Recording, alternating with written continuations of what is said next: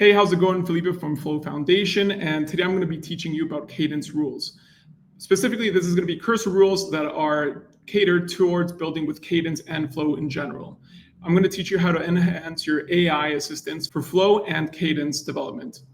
In this video, I'm going to teach you how to create guardrails for development with AI, ensuring that it understands your development standards, applies best practices, and avoids common mistakes, all automatically.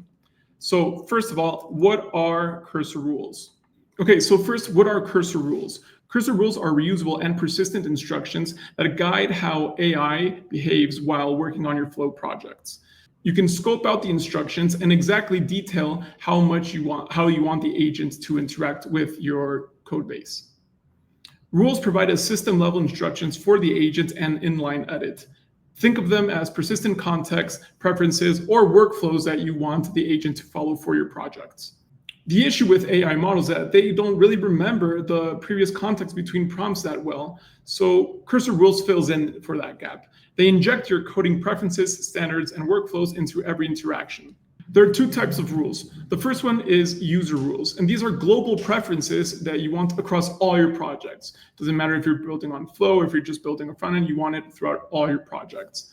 And they are global to your cursor environment, and they're defined in settings and always applied. Your project rules are version-controlled rules tailored for specific projects. These rules are stored in your .cursor-rules, and they are version-controlled and scoped out to your code base. They can be invoked manually, or they can be invoked depending on when the agent considers that they should be invoked, or they can be invoked depending on where in the repo they are located, because they can also be nested within the code base. You should use project rules if you are looking to encode domain-specific knowledge to your code base, if you want to automate project-specific workflows or templates, or if you're trying to standardize styles or architecture decisions for your code base. Having these set of rules helps give AI consistent guidelines for generating code, interpreting edits, or helping with workflows. The problem right now that we are having when you decide to build with AI for Flow is that it tries to implement older versions of Cadence or use incorrect flags. And it is a bit lost. These models are a bit lost when they're trying to use the Flow CLI.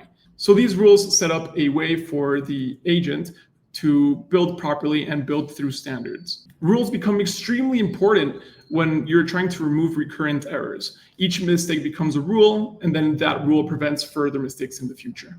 So now let's deep dive into how to make a rule and what is the rule anatomy. I have already initialized a project here, a Flow project using Flow init, but we're specifically going to go here and click on this cog on the upper right hand to open the cursor settings, and then we're going to go here to the Rules and Memories tab. In the rules and memories, we can see that we have all these areas.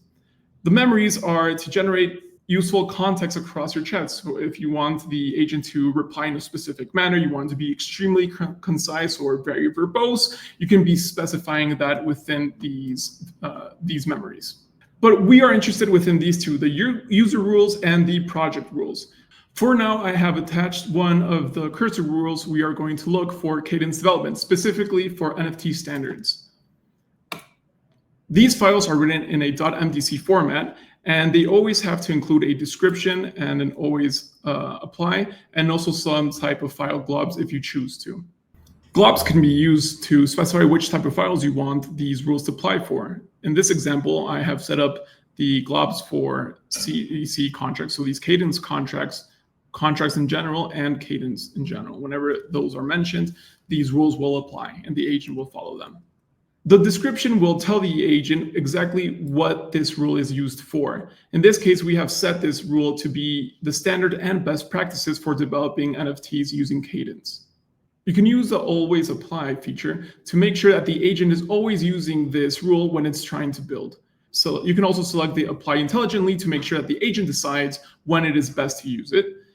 And you can apply to specific files when it matches to a certain pattern, or you can just apply it manually by referencing with the @. Going back to the cursor settings, we can see where you can add the rules. For this project rule, you can just hit the Add Rule button, and this will automatically create a .cursor/rules folder. In this folder is where you can deploy. In this folder is where you can put all the cursor rules you want for your development for this specific project. Up on the top right section over here for the user rules, you can select it And you can use it to create a specific rule that is used across all your projects. For example, we can specify make the answers very concise and informative. Perfect. You can also set up instructions such as, when explaining code snippets, explain what you have done as if I am a beginner developer. This can help the agent produce answers that are more catered towards your needs and technical abilities. As you can see, this .cursor rules lives in the root of our project. But if we decide to go to the Cadence and let's say contracts, then we can also create a .cursor/rules. And then here we can have cursor rules that are applied specifically for this contracts folder. We can have these sort of nested types of rules that live in different sections of our code base. You should keep these rules under 500 lines, and you could, if it becomes too big, it is better to split them through smaller files. And using concrete examples really fine-tunes the models to know exactly how you want their output to be. And you should always avoid vague language in general. Now we're going to look into these 5 Cadence rules that we have set up for you guys that have all you need for Cadence development for NFT standards, syntax patterns, flow development workflows, the project config, and just general user preferences that should always be applied. You can find this repo on github.com/onflow/cadence-rules. Furthermore, when you're building on Cursor, you can use the /generate cursor rules so that the agent will look through your code base and it can see what rules you need to implement, and it will generate them automatically for you. As you can see, after I generated the cursor rules automatically using the agent chat, it was able to generate all of these cursor rules except for the 5 that we're going to look into more in depth. Right now, because we're only interested in looking at the 5 main ones, I'm going to reject all these. The first rule we're going to look is at the Cadence NFT standards. So this rule was created because when building, there are sometimes interface errors, there's missing metadata, maybe you have the wrong storage path. So a cool way to have all these issues quickly fixed is to have a core interface conformance. Basically, you want to have a way to have the the fetching of the proper get IDs, how to use the NFT implementations. And this rule ensures that your NFT contracts implement the correct interfaces. They follow the same metadata standards, and they follow the same best practices for security, modularity, and performance.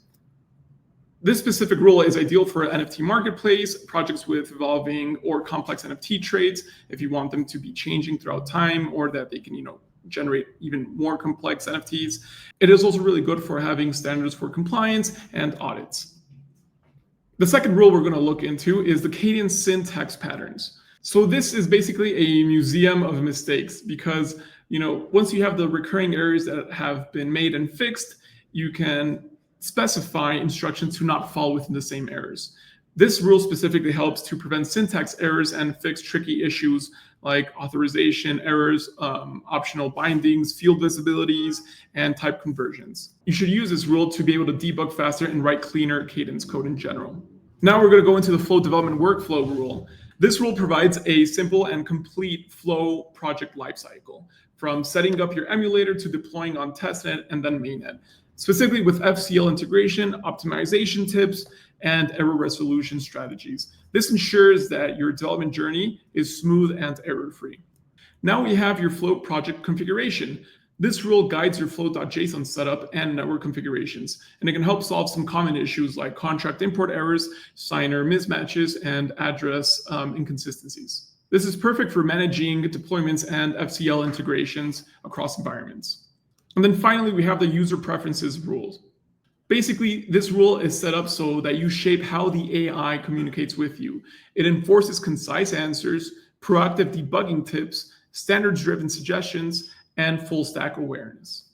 You should always apply this rule so that the AI matches your style of communication and methodology when debugging and building in general.